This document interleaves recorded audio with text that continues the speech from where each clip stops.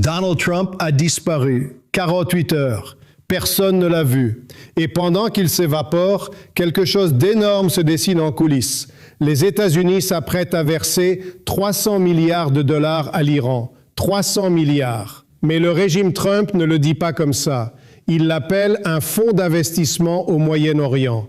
Sauf que c'est exactement ce que l'Iran demandait. C'est une réparation de guerre. Et ça s'ajoute à 24 milliards d'autres actifs gelés que Téhéran veut récupérer immédiatement. Où est Donald Trump? C'est la question qui hante Washington en ce moment.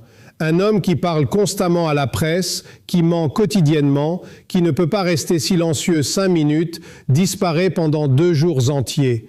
Exactement au moment où il se rend à Walter Reed cette semaine. Exactement au moment où Pam Bondi, son ancienne ministre de la Justice, refuse de répondre à des questions basiques sur Trump lors d'une déposition à la Chambre. Elle refuse même de témoigner sous serment. Elle refuse même d'être filmée. Et quand on lui demande si Trump avait des liens avec Epstein, elle répond qu'elle ne sait rien. Elle ne dit pas qu'il n'en avait pas. Elle dit qu'elle ne sait pas. C'est différent. Et pendant que Trump reste introuvable, 2 jugements fédéraux dévastateurs tombent. Un premier juge ordonne le retrait du nom de Trump du Kennedy Center et l'arrêt de tous les dégâts qu'il y a causés. Un deuxième juge bloque son fonds de 3 milliards 800 millions de dollars, ce fonds de réparation pour les insurgés du 6 janvier. Bloqué jusqu'à nouvel ordre. Trump est en fuite. Complètement en fuite. La Maison-Blanche prétend qu'il y a eu une réunion de 2 heures dans la Situation Room. Mais Trump n'a pris aucune décision. Il était juste assis là, probablement endormi, s'il était même présent. Le secrétaire du Trésor Besant était à la Maison-Blanche hier. Il a dit qu'il n'avait pas vu Trump. Pas vu. Et maintenant, le régime Trump fuit vers les médias, comme d'habitude, vers Barack Ravid et Axios. Ils disent qu'un accord devrait se conclure ce matin. Ravid lance un scoop.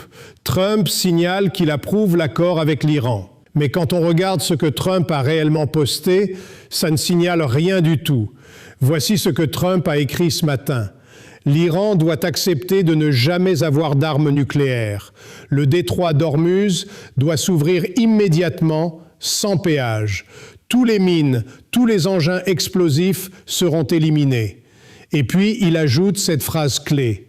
Les navires piégés dans le détroit à cause de notre blocus naval extraordinaire sans précédent, qui sera maintenant levé, peuvent commencer à rentrer chez eux. Regardez ça.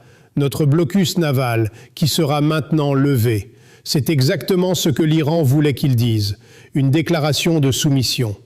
Mais Trump essaie de l'enterrer dans une phrase plus longue. L'Iran n'a pas apprécié. Et voici comment l'Iran répond. Ibrahim Bazi, l'un de leurs plus hauts responsables de la sécurité nationale, écrit ceci. Trump doit comprendre que l'Iran, en tant que vainqueur sur le terrain, fixe les conditions. Argent contre argent, crédit contre crédit, rien contre rien. Et c'est seulement pour les questions réellement en négociation, pas pour ses fantasmes. Mohammad Bakr Kalibaf, le leader du Parlement iranien et négociateur en chef, va plus loin. Nous arrachons les concessions, non pas par le dialogue, mais par les missiles.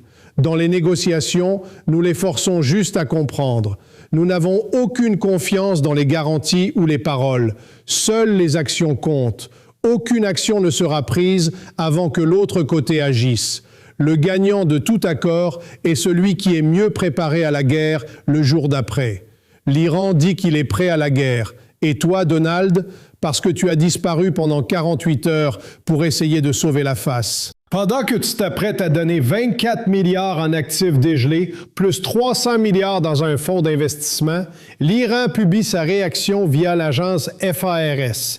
Ils disent que ta demande est le complet opposé du texte du projet. Ils disent qu'ils ne vont pas ouvrir Hormuz sans péage, qu'ils ne vont pas enlever les mines ou démanteler le nucléaire, à moins que tu ne fasses un paiement immédiat.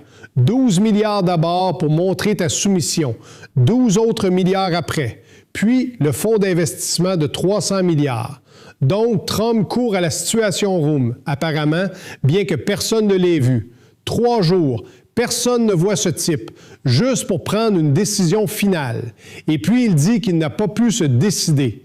Mais ensuite, il repasse quelque chose du magazine Tablet. Qui veut cette guerre? Les gagnants comme Trump. C'est du délire. Restaurer la fierté américaine. Inverser 47 ans de défaites américaines aux mains d'un régime anti-américain qu'aucun président américain n'a osé défier jusqu'à Trump. Sauf que tu as perdu, Donald. Tu as dit que tu allais faire X, Y et Z. Tu n'as rien eu. Pas de changement de régime comme tu l'as promis. Pas de démolition complète du programme nucléaire iranien. Tu n'as pas éliminé tous leurs missiles balistiques et leurs drones. Ils sont plus forts et plus enracinés que jamais. C'est la réalité. Et après avoir menacé de raser Oman en miettes, un pays connu pour sa diplomatie régionale, tu t'en prends à Oman.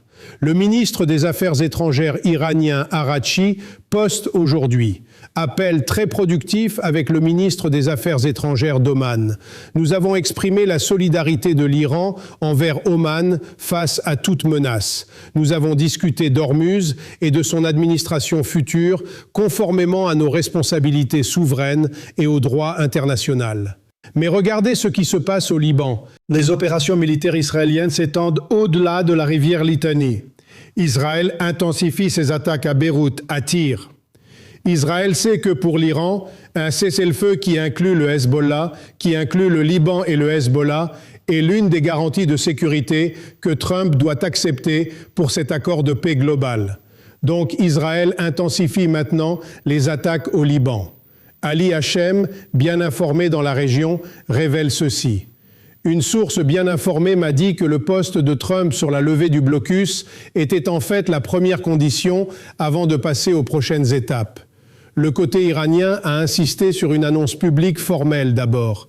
Trump a essayé de la présenter comme une question secondaire. Mais l'Iran la voit comme une mesure clé de confiance avant d'aborder les dossiers plus sensibles.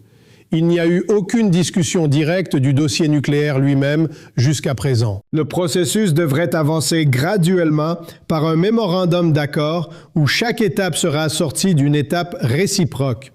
Les mêmes sources disent qu'une annonce de cessez-le-feu entre le Hezbollah et Israël est aussi attendue dans le cadre plus large qui prend forme.